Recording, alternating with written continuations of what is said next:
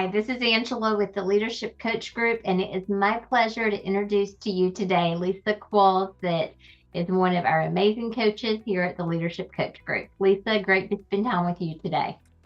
Angela, thank you so much. I'm looking forward to our time together. Well, I would love for our potential clients to know more about you as a coach and what you love helping clients with. Can you start off with a little bit about your coaching style? So I've been coaching for a little over 20 years now, hard to believe. I'm a Master Certified Coach with the International Coaching Federation. So at this level, what we really look at is coaching the person, not so much the problem. Now, I realize that in the situation, there are always problems that are part of it. Instead of just looking at how do I schedule my calendar, we're going to look at, well, what's preventing you from scheduling that calendar, and really looking at the things underneath, because at the level of the people that we coach, they know what they should be doing.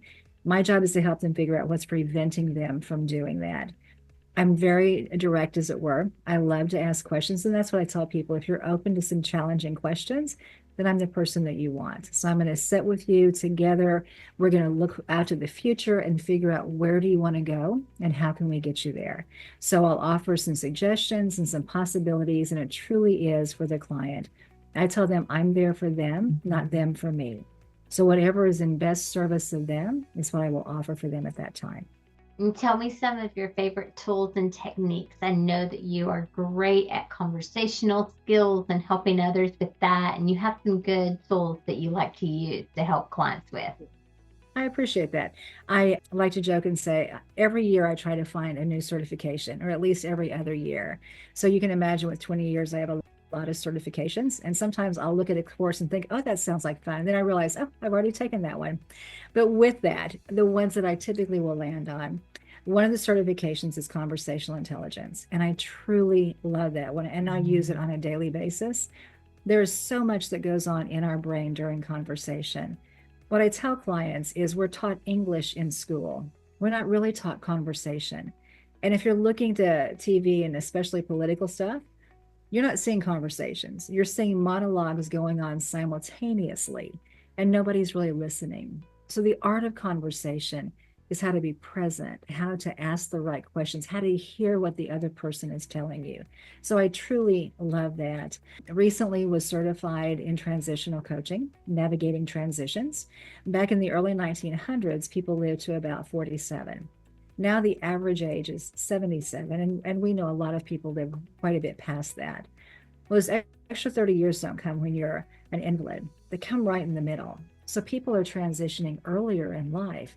People are trying to decide, who are executives and stuff, when do I want to leave work? I have so much energy and life in front of me, and what does that look like?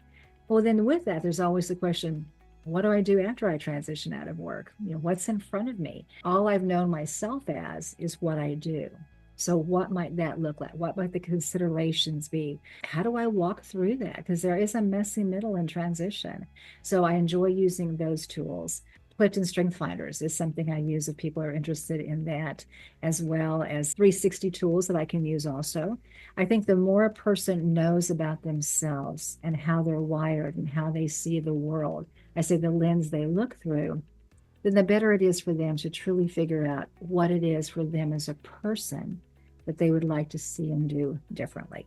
I know that with all of those tools, when you were talking about them, you were talking about those transitional times Mhm. and how messy that can be, and just working through, whether it's from early in your career, the middle part, or when you're winding it up.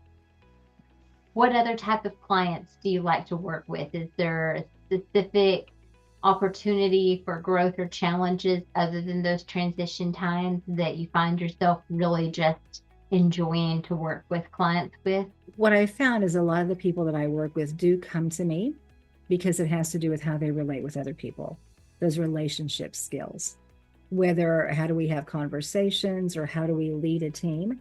So a lot of people come my way because they need to figure out how to show up in those places. Some need to learn how to show up and to find their voice and to find their executive presence. Others need to show up and figure out, how do you actually lead a team without leaving dead bodies in your wake. Often we get to the top because of things that we know how to do skill wise, but we can be a little shy on those soft skills. And those are those relationship skills, the conversational skills, etc. So I find myself working with a lot of professionals in those areas. It makes such a difference. And we don't spend a lot of time on soft skills, even from the time we're in, preschool or kindergarten. Those are kind of put to the side. We realize, though, in the world that we're in, that the better we can hold and use those soft skills, the more successful we will be as human beings.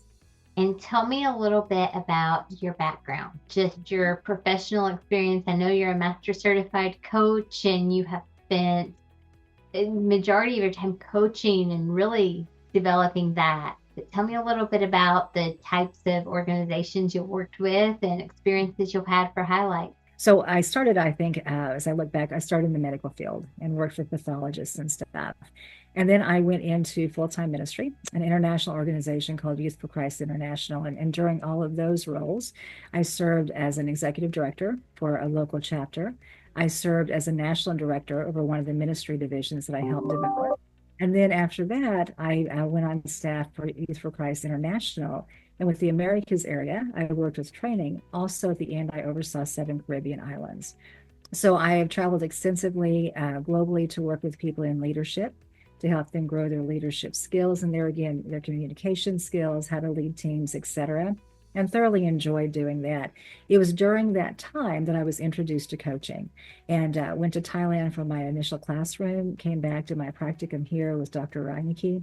Then after that, went back to do my second classroom and started training coaches within the confines of Youth for Christ.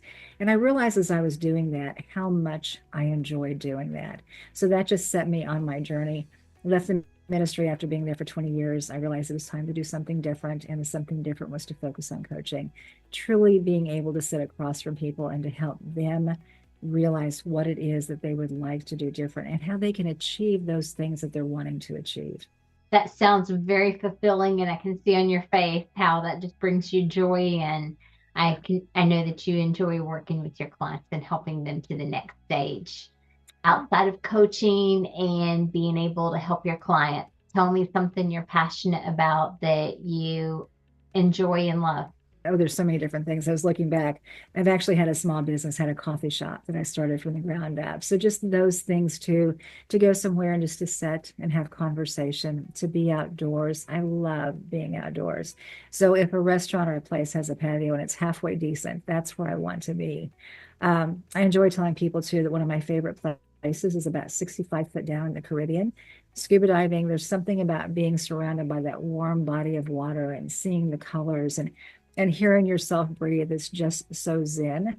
So enjoy doing that. Of course, living in Oklahoma, I'm not close to big bodies of water, really. And the ones I am close to, you can't see your hands. So we don't do that as often as I would like.